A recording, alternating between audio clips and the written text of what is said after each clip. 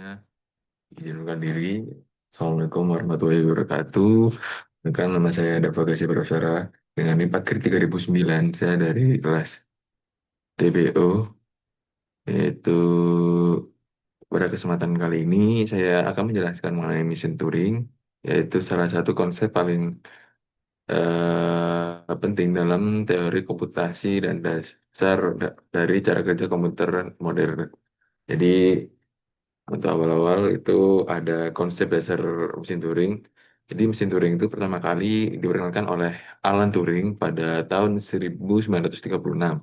Nah, saat itu belum ada komputer. Jadi Turing membuat model teori teoretis untuk menjelaskan bagaimana sebuah mesin bisa melakukan sebuah perhitungan langkah demi langkah. Jadi mesin Turing itu bukan mesin fisik, tapi model abstrak yang menggambarkan proses komputasi. Jadi model ini terdiri dari pita panjang yang dibagi menjadi kotak-kotak, lalu ada kepala baca tulis. Jadi yang bergerak dari satu kotak ke kotak lainnya. Jadi kepala ini membaca simbol, menulis simbol baru dan bergerak ke kiri atau ke kanan sesuai aturan tertentu.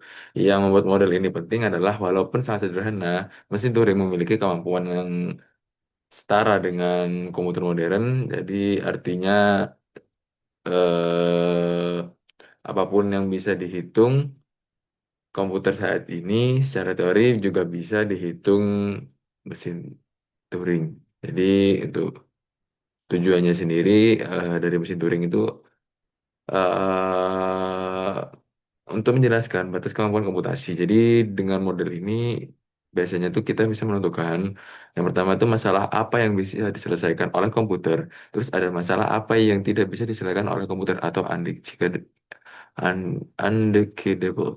Terus ada yang ketiga, ada bagaimana mesin bekerja secara algoritmik dan deterministik. Jadi model ini akhirnya secara dasar dari komputabilitas itu komputabilitas otomata bahasa formal sampai desain compiler yang dipakai di pemrograman modern. Nah, untuk elemen-elemennya itu dari mesin Turing, cara normal mesin Turing itu memiliki elemen 7 atau bisa disebut itu seven tuple. Jadi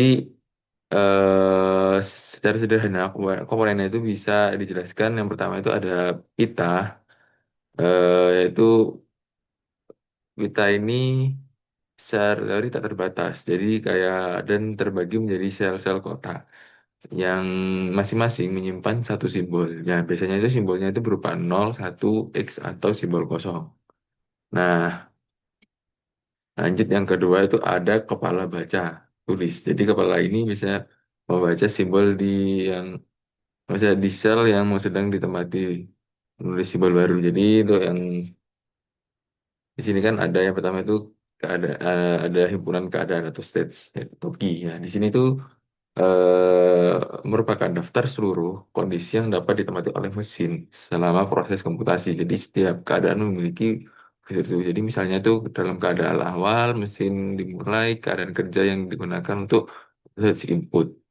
Nah, jadi itu biasanya keadaan berhenti yang menentukan apakah input diterima ataupun ditolak. Lanjut, ada sigma. Jadi himpunan simbol inputnya alfabet. Jadi di sini tuh berisi seluruh karakter yang dapat muncul dalam input awal pada pita. Jadi simbol kosong tidak termasuk dalam himpunan ini. Jadi banyak aplikasi alfabet input terdiri dari simbol biner 0, 1.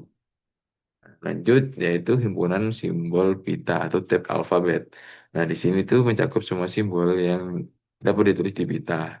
Nah, itu biasanya sama dengan sigma karena ia mencakup simbol tambahan. Nah, termasuk simbol kosong atau blank. Lanjut di fungsi transition. Jadi biasa ya transisi guys, seperti biasanya yaitu menentukan apa yang dilakukan mesin ketika berada dalam keadaan tertentu dan membaca simbol tertentu. Lanjut ada di sini ada key null yaitu keadaan awal, terus ada key accept yaitu keadaan diterima, key reject atau keadaan ditolak. Nah, lanjut di contoh komputasi mesin Turing. Nah, jadi untuk menggambarkan bagaimana sistem itu bekerja atau mesin ini bekerja, saya memberikan contoh sederhana. Jadi misal nih, eh, ada kita punya mesin Turing yang tugasnya adalah menambahkan hanya satu ujung kanan string biner. Jadi misal inputannya adalah 101. Nah, maka outputnya itu harus menjadi 1011. Nah, bagaimana cara kerja seperti ini? Yaitu bagaimana cara mesin itu bekerja. Jadi mesin itu mulai dari sel paling kiri dan selama membaca simbol 0 atau 1, jadi mesin itu hanya bergerak ke kanan tanpa mengubah apapun. Jadi tujuannya itu adalah mencari input. Jadi ketika mesin itu akhirnya membaca simbol kosong atau blank di bagian akhir, nah barulah mesin itu menulis angka 1. Soal tersebut setelah itu mesin akan berhenti. Nah, seperti ini. Jadi selama membaca simbol 0 atau 1, mesin itu tetap dalam keadaan yang sama dan bergerak ke kanan. Jadi ketika menemukan simbol kosong, nah mesin itu menulis 1, lalu berhenti. Nah, contoh nih, yang awal-awal 101. Nah, tab awal kan 101. Nah, kotak-kotak itu adalah berisi blank. Jadi tidak ada apapun, kosong. Nah, yang langkah pertama itu, jadi mesin itu berada dalam keadaan kinol, yaitu dan membaca simbol 1. Jadi tidak ada perubahan pada pita, mesin bergerak ke kanan. Jadi awal-awal langsung ke 1 dulu, ke 1 yang dari kiri. Nah, langkah kedua, mesin itu membaca simbol 0. Nah, di sini tidak ada perubahan karena mesin bergerak ke kanan. Lanjut ketiga, baca simbol 1. Nah, pada langkah keempat, mesin membaca simbol kosong. Nah, kosong ini sesuai aturannya, mesin menulis 1 di sel ini dan berpindah ke keadaan key exit. Pita akhir menjadi 1011. Nah, komputasi selesai, input berhasil diproses dan simbol tambahan berhasil ditambahkan. Nah, contoh lain nih, contoh input lain jadi 1100. Nah, tab awal seperti biasa 1100 dan ada blank, yaitu tidak ada apapun yang jadi kosong. Nah, mesin itu akan melakukan hal yang sama. Ketika membaca 1, geser kanan. Nah, geser lagi ketika ada 1, kita mesin membaca lagi, jadi geser kanan lagi. Nah, ketika menggeser-geser dan geser terus, sampai akhirnya si mesin itu mencapai membaca di bagian blank. Nah, si mesin akan berhenti dan akan menuliskan output yaitu 1. Jadi output akhirnya yaitu 11001.